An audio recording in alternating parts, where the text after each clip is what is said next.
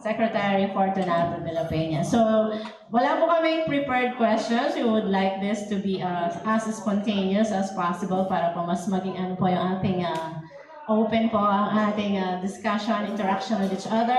So, if you, kung gusto mong magtanong, just use the microphone po in front and kindly identify yourself and your media affiliation. Thank you so much po.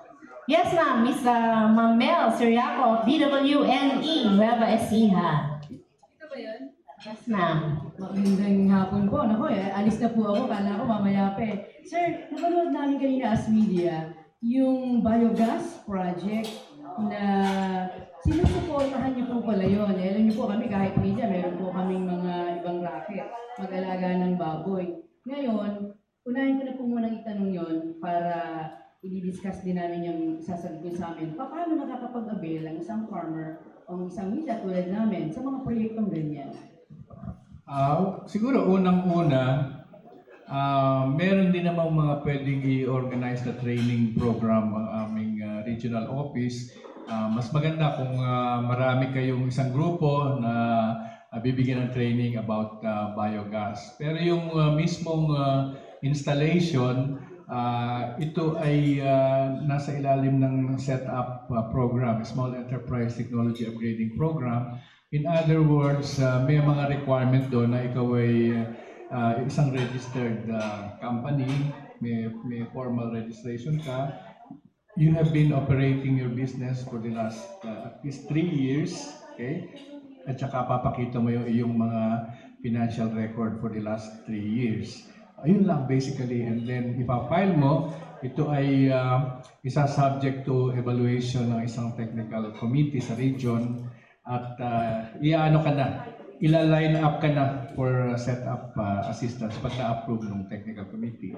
So, mahalaga yung iyong babuyan ay registered na business entity, whether single proprietorship or corporation. Opo, nataon lang yun yung extra business namin. Ano po? Pero actually, kami po sa DWNE Radio, na ito po ay pinatatakbo ng ating pamahalaan sa Nueva Ecija, ay may mga programa po kami doon na ang pamagat ay maligayang pagsasaka, usapang bukid at iba pa. Parang ang sarap pong kasama niyan ng tanong na yan. Ano po? At siguro pahintulutan niyo po kami na may makausap po kami ng direkta mula sa DOST para po sa programa niyo. Kami po ay tuwang-tuwa dun sa inyong request po, ma'am. Always ready po kami. Maski po phone patch or invite ninyo kami, we would be very glad to share with you the different programs ng DOST na maaaring makatulong po. Thank you very much po, Ma'am Mel. Sino po ang gusto magtanong sa ating po mga... Yes, ma'am.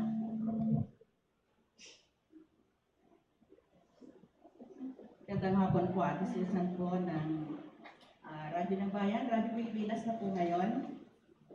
Sir, tanong ko lang po yung tungkol dun sa setup adapter. Ano po yung mga criteria para makuha sila na winner sa region at yes, dito sa region. Thank you. Ang alam ko, ito ay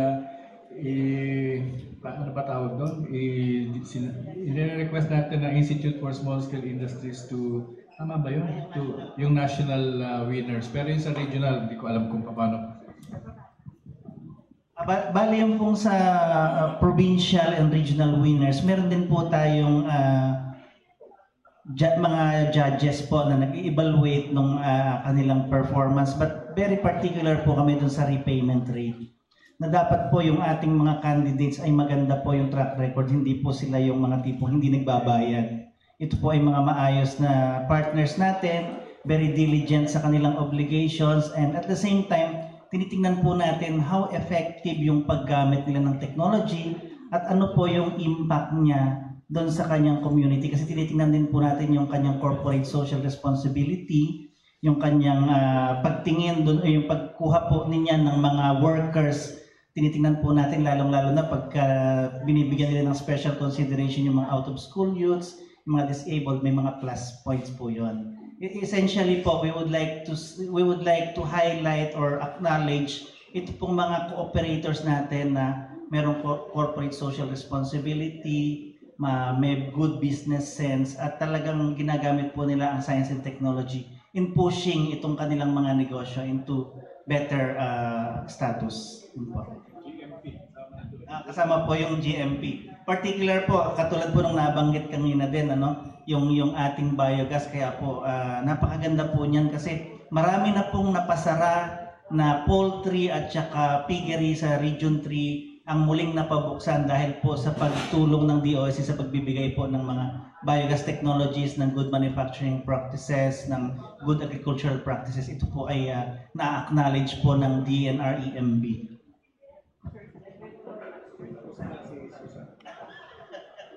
Sir, yung pong meron po tayong mga humingi ng grants or technical. Paano po kung hindi po siya makabayad o hindi siya makabayad? Halimbawa kung nasira yung kanyang place of production, halimbawa dahil sa kalamidad, ano po ang ginagawa ng Meron namang mga paraan. May mga yung mga extraordinary events or developments na po pwedeng magresulta sa restructuring ng pagbabayad.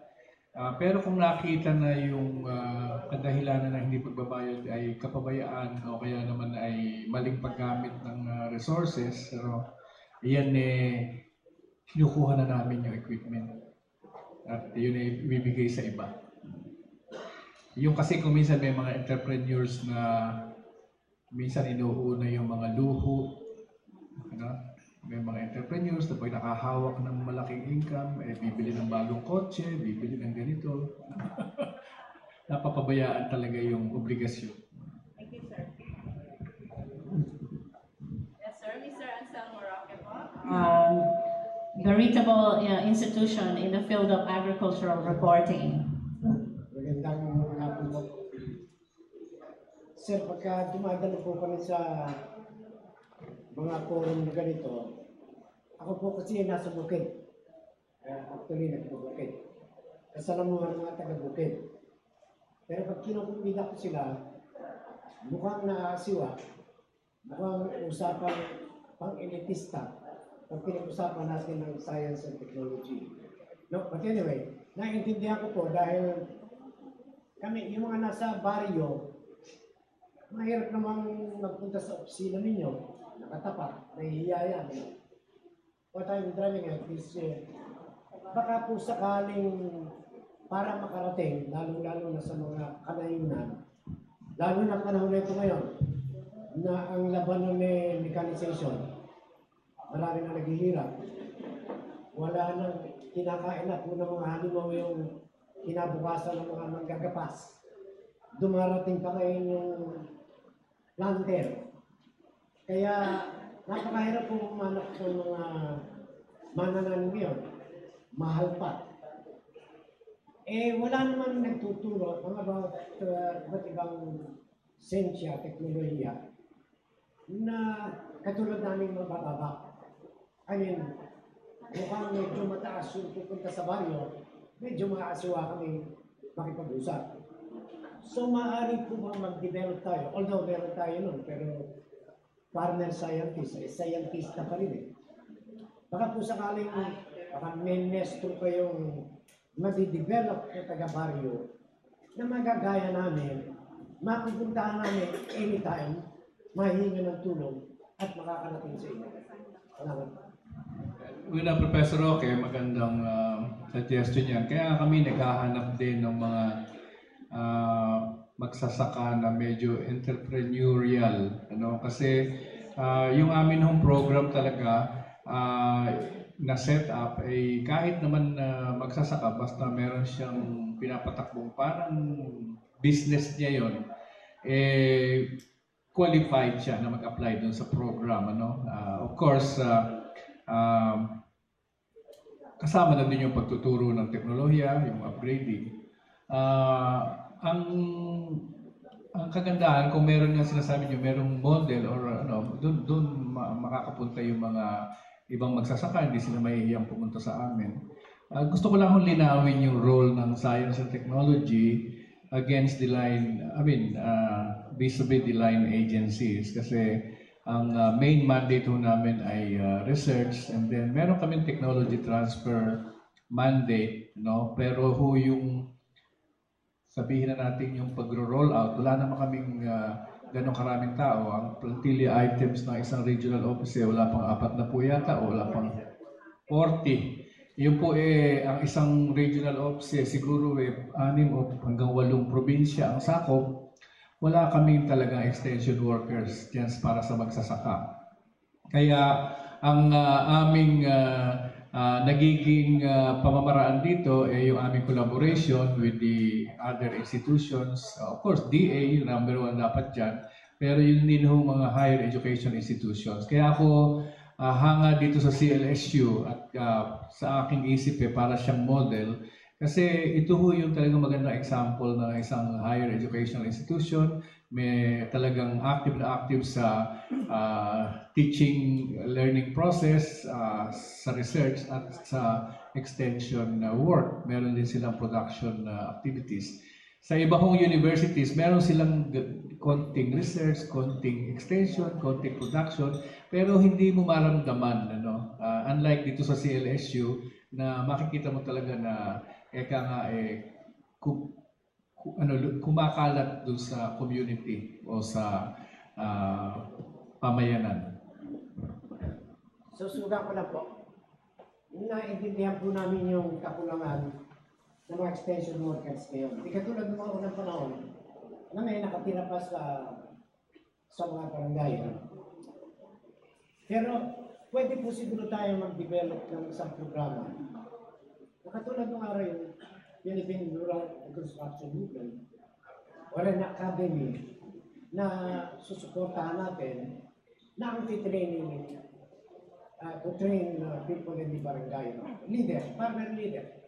Yung katulad ng mga talagang maaring through incentive system, halimbawa, kung pwede nagsasaka, umaani ako ng 60 kabans, kung magagawa sa tulong ng inyong tinuruan ng mga magsasaka na mapaunlad ko ng 80, may incentive siyang isang kabans.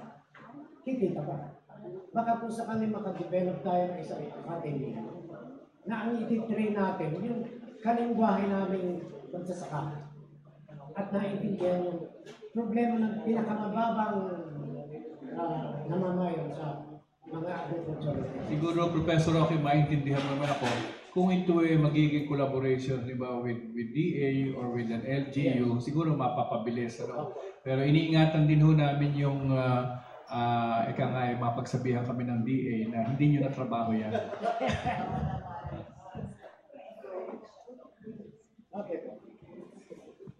Okay, yes ma'am. Miss Camille Naganyo po from PIA, Nueva Ecija. Good afternoon po, Camille Naganyo po from PIA. Ang una ko pong katanungan ay kamusta na po ang kalagayan o nasaang estado na po ang ating bansa sa larangan po ng siyensya at teknolohiya. Ikalawa po ay ano po ang pangunahing kailangan ng ating pong industriya? Gandang hapon po sa inyong lahat. Meron po tayong mga iba't ibang measure ng ating SNT status kumpara sa ibang bansa.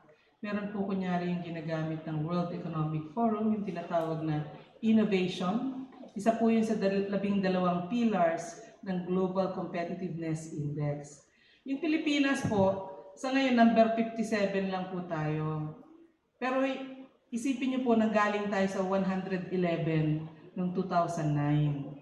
So ilang bansa na po yung natalunan natin. So in a sense, reflection po yun ng tiwala ng gobyerno sa DOST dahil sa 6 na taong nakalipas, ang budget po ng aming departamento ay nag-increase times 4. Yung pong R&D budget natin, Research and Development, nag-increase times 6. Ibig sabihin po, dahil nag-i-invest tayo, kaya din po umaakyat yung ating antas ng SLT kumpara sa ibang bansa sa buong mundo. Kung naman po sa ASEAN, yung 10 bansa po, naglalaro po tayo sa number 5 at number 6. Depende po sa field. Kung ang field po ay microelectronics, nangunguna po tayo, talo natin pati Malaysia. Pero kunyari pag-usapan natin, let's say, agriculture, medyo nahuli po tayo sa Vietnam. So iba-iba po yung galing natin. Sa totoo nga po, last month, nag-train po yung ating mga LiDAR technology generators, yung kung sa UP Diliman, ng mga ASEAN na mga LiDAR GIS specialist. Kasi tayo pa lang nangunguna sa LiDAR sa buong ASEAN. At nakita niyo po CLSU, isa po yan sa mga universidad na meron pong LiDAR, PhilLiDAR 1 and PhilLiDAR 2 projects.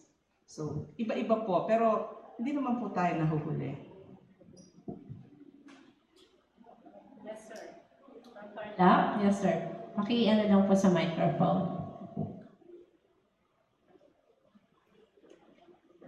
Good afternoon po. At to Honorable Secretary Honorable Fortunato de la Calle, sir. What is the status, sir, regarding the DOST-STII Philippines? Can you give us the update on Si Yusek Ibarra na huli ang sasagot niyan. Pero yun ho ay ongoing yung DOST-2 at ina-expect natin na siguro sa first half of 2018 ay mai-launch na. Yung DOST-1 muna, nagpapadala na po ng data kay Pedro, yung Philippine Earth Observatory System. At kaya namimigay po yan ng data sa mga government agencies, sa mga researchers, at saka sa mga universities.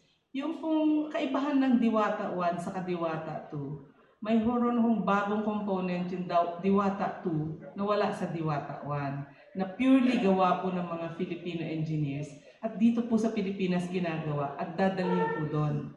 Ito po yung tinatawag na amateur radio. Kasi po, bukod sa nakakakuha ng mga iba't ibang klaseng images, yung DOST-1, wala po siyang communication na iba, kundi yung pagpapabagba ng mga video at saka images. Itong dadagdag nating bago, baka pwede siyang gamitin for disaster. Kunyari, nawala na lahat ng cellphone signals, pwede tayo bigla mag-amateur radio. So yan po yung estado ngayon. At sabi nga ni Secretary, next year po, first half of the year, launch po natin siya. The cameras will be better than the DOST-1. Okay. Thank you, ma'am, sir. I appreciate it.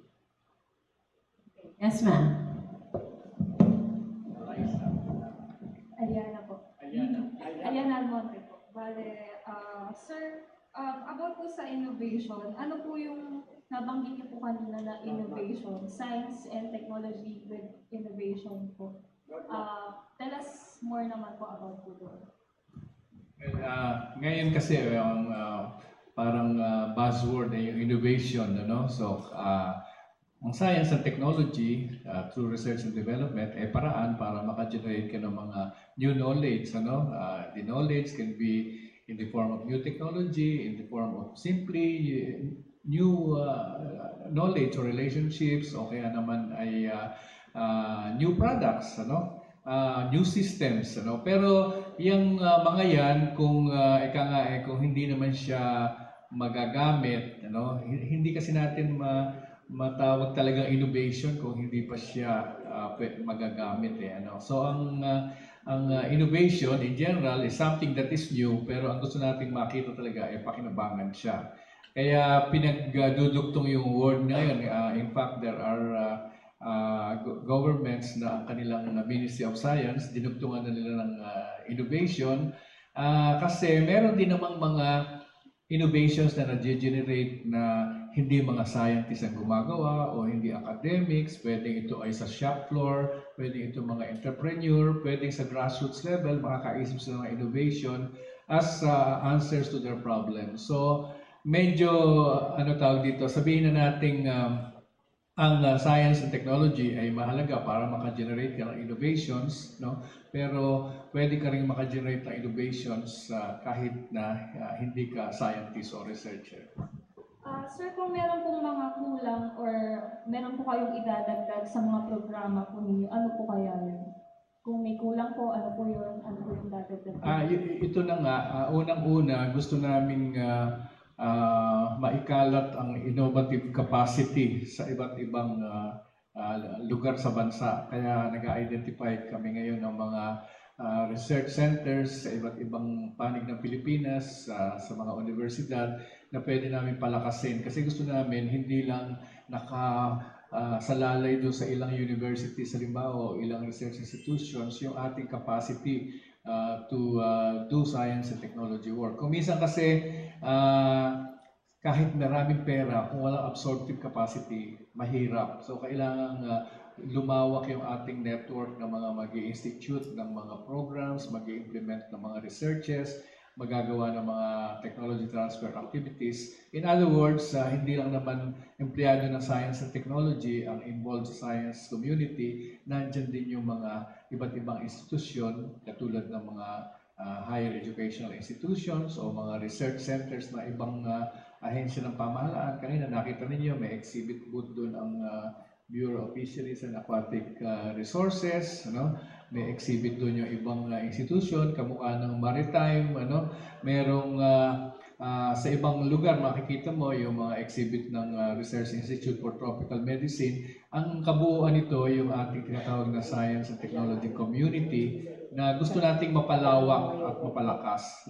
Ang pangalawa naming gusto talagang madagdagan ay yung ating capability to assist startup enterprises. Kasi yung mga technology-based startups, sa tingin namin, yan ang makatutulong na mag-create ng new opportunities. Mga small enterprises po. Pwede paki-elaborate about your roadmap and how we will do it. Yung innovation roadmap ng BDTI, actually industry innovation yon. Opo, iba't ibang klaseng approaches yung kukunin namin. Sama na po yung sinabi ni Secretary na yung mga startups, tutulungan po natin. Alam niyo naman po, ang DTI may programa silang negosyo centers. Meron naman po kaming setup. Meron naman din po silang mga business centers. Meron din naman po kaming mga R&D.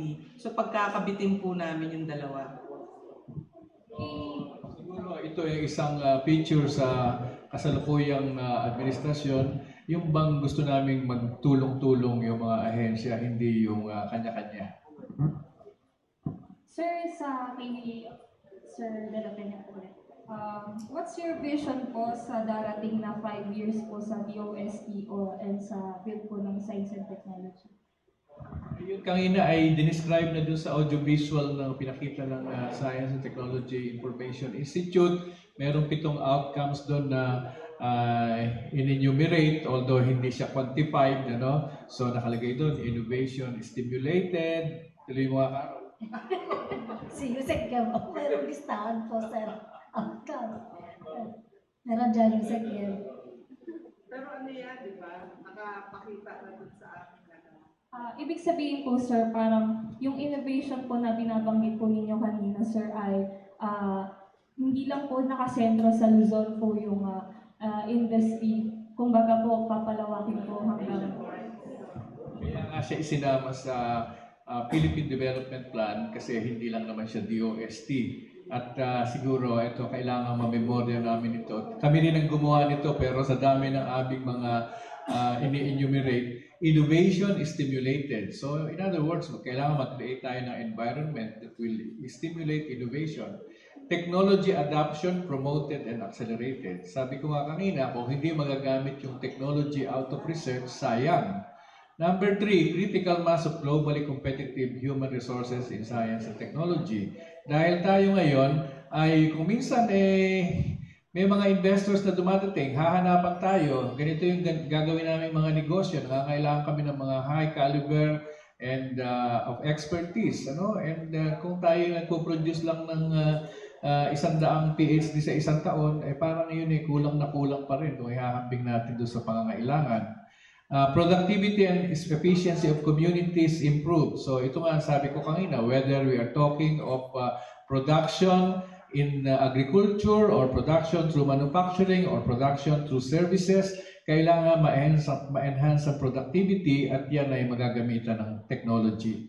Number 5, ito importante, resiliency to disaster risk and climate change ensured. Kasi sabi nga nila, ito na raw yung new normal, malalakas na bagyo, maraming ulan, yung mga extreme conditions na hindi natin naranasan noong araw, dumadating na ngayon, dapat mas maging resilient ang ating mga pananim, ating mga lahat-lahat. At number 6 ay ma-reduce ang inequality in terms of science and technology and innovation capacities and opportunities. Kaya kami nagsasagawa nitong pag-identify at pagsuporta sa mga research centers found in the regions dahil sa tingin namin ito ang paraan para magkaroon ng pagkakapantay-pantay.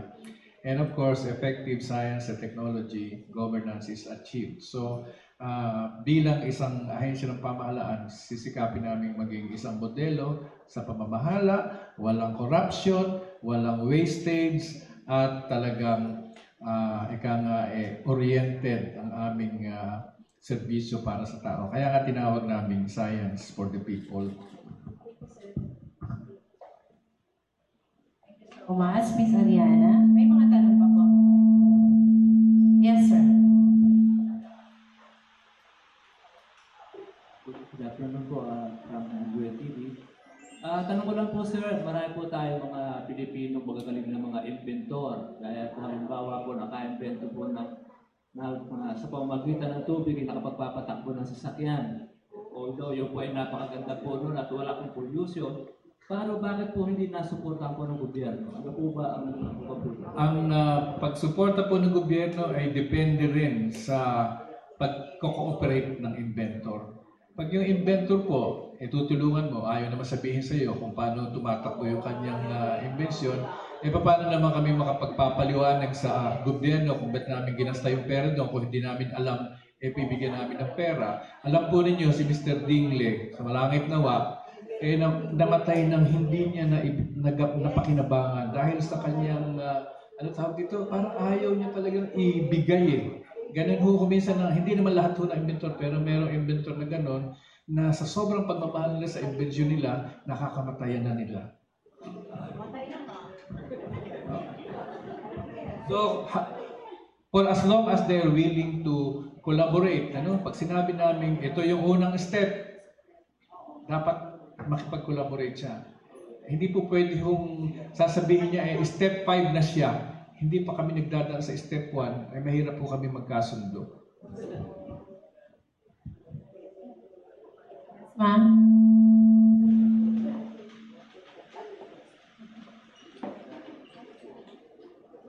Good afternoon po, Mr. Gallardo Manila. Yan nung before nung nakaraang buwan, nagpakawala ng 5 million na seeds sa barangay, sa baybayin. Yung price po na mga isda ng mga... Kaya sino nagpakawala? Ang before, sama po si Senator Villar, 5 million ng mga price, bangos, ayungin, biyak, yun. Tanong ko lang, hindi mo ba, pag pinakawalan yung gano'n, pinakain din yun ng mga ibang isda.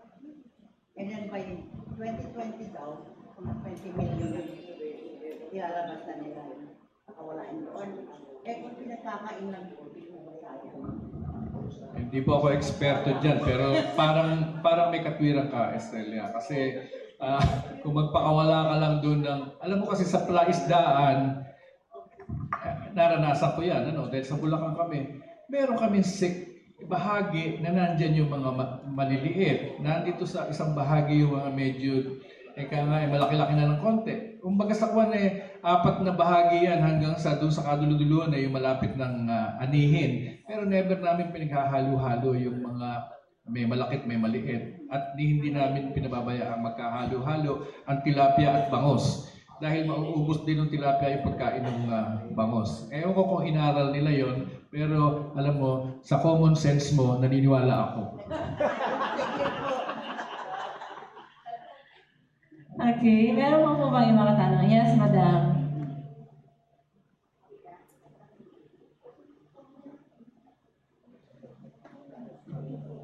Kumusta po yung one-stop shop natin? Kasi meron po tayong pag-ugnayan sa land bank, review po yata yung land bank, na kung ano yung mabibili nyo doon sa lugar na yan, one-stop. One store, I mean. Through land bank, pwede na nyong ipadala yung kabayaran. So, kumusta na po yung status nun ngayon? Yan. E-payment. So, saan lugar pa po sa Pilipinas? Kasi nahanap po namin sa website. Yung iba Ang pa. ePay, ang one store, di mo kailangan ng lugar. Oo, There- kailangan mo lang punta sa kanilang mag-log in. Pero yung sa aming sistema ngayon, either ikaw ay magsusubscribe sa isang ano nga ba yan, payment system, PayPal or siguro doon sa land bank na, or kahit yung credit card pwede. Ako ginamit ko lang yung credit card ko. Pero yung availability po ng mga produkto, hindi po ba nauusan? Kasi halimbawa po, katulad ng yung MERS Sumansaliya, napakarami po talaga na nag-order sa kanya. Although malaki na yung kanyang factory ngayon sa Halapan, sabi niya, dumarating siya doon sa punto na nauubusan talaga sila. Ayun hindi ko pa alam kung ano ang sistema ng inventaryo. At ako naman kasi order lang ng 4 na Gugu shampoo. Hindi naman sila naubusan. Pero siguro, malalaan mo naman siguro doon sa pag-order mo kung kaya nilang sagutin yung quantity.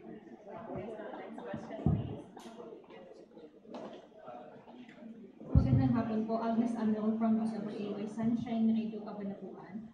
Meron po bang programa ang DOST o ano pong ginagawang hakbang ng inyong ahensya para po mahikayat yung mga Filipino inventors and innovators na kumbaga makipagtulungan po sa inyo at hindi po nila ibenta sa ibang bansa yung kanilang mga na-invento or kanilang mga Alam nyo, hindi namin sila dinidiscourage na magbenta sa ibang bansa.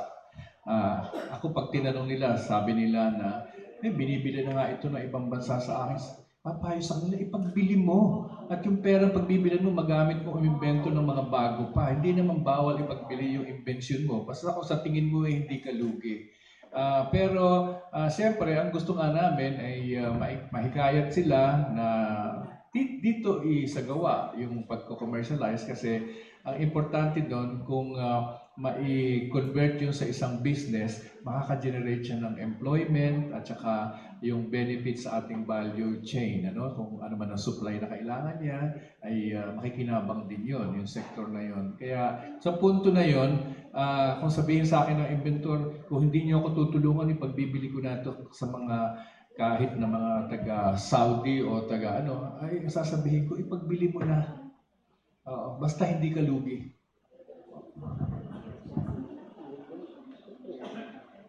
Okay, so, yes ma'am. From DWBR. Christine Flores po, good afternoon po.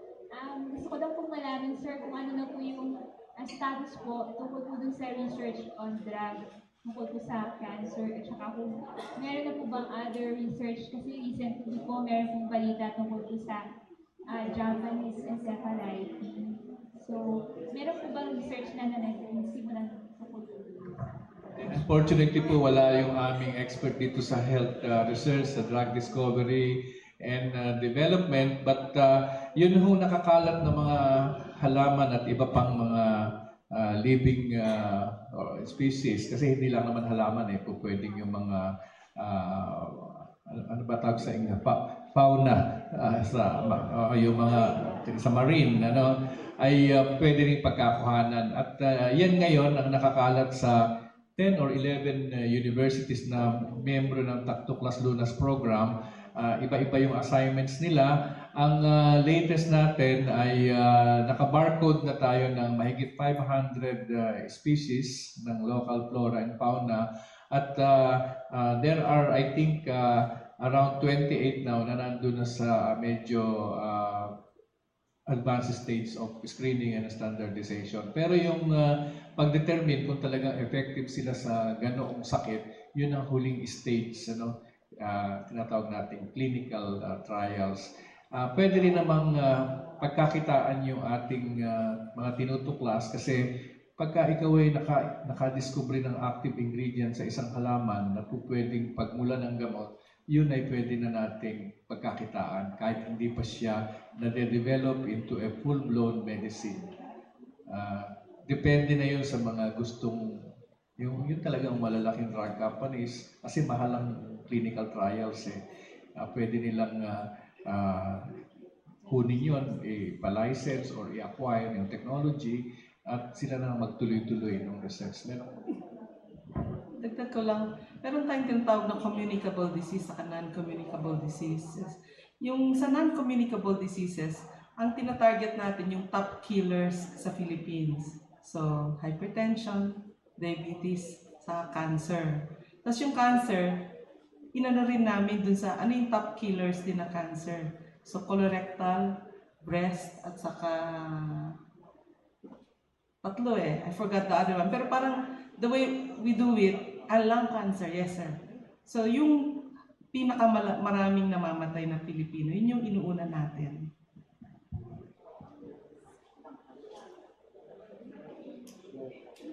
May mga ibang katanungan pa po sa ating ibang kaibigan pa sa media? Okay. Wala na po ba? Meron akong green joke. Okay. So, green joke si Secretary. Nung araw, may isang halaman na effective daw sa family planning. Sabi namin, paano nag-effective yun sa family planning? Hindi, isa lang ang kondisyon doon. Kailangan iipitin sa tuhod ng babae yung halaman na yun. Huwag niyang aalisin ang pagkakaipit at tsak na effective sa family planning. On that light note, sir, we would like to thank everyone for coming here for the press conference and also for the opening ceremonies of the RSTW. Remember po, 3 days po tayo dito. So, marami po tayong makikita at matutuklasan sa loob po ng 3 araw. Yes, ma'am, may pahaba. May photo opportunity. Yes po. Photo ops po with the media, with the DOST officials. Once again, thank you very much po for coming.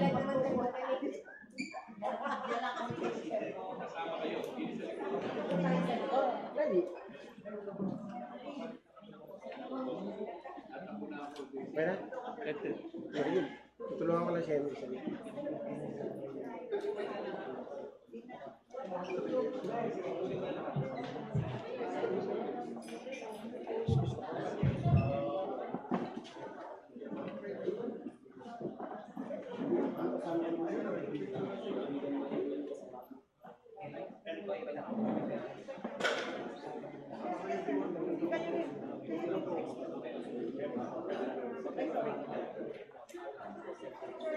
Media.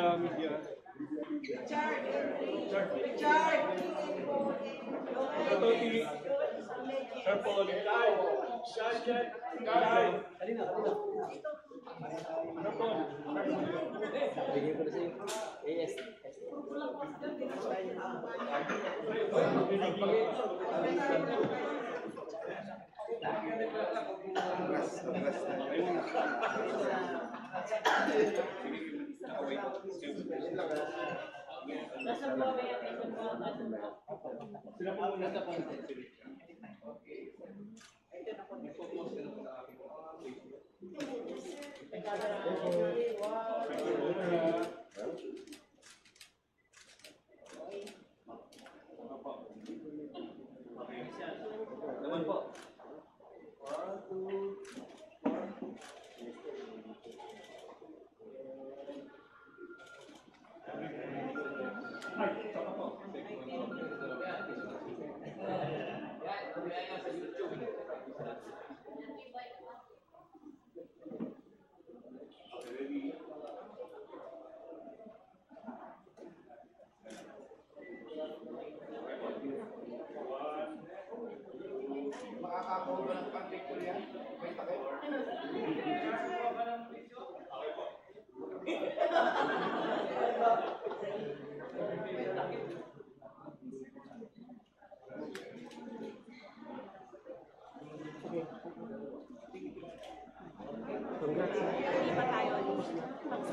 Hindi ba?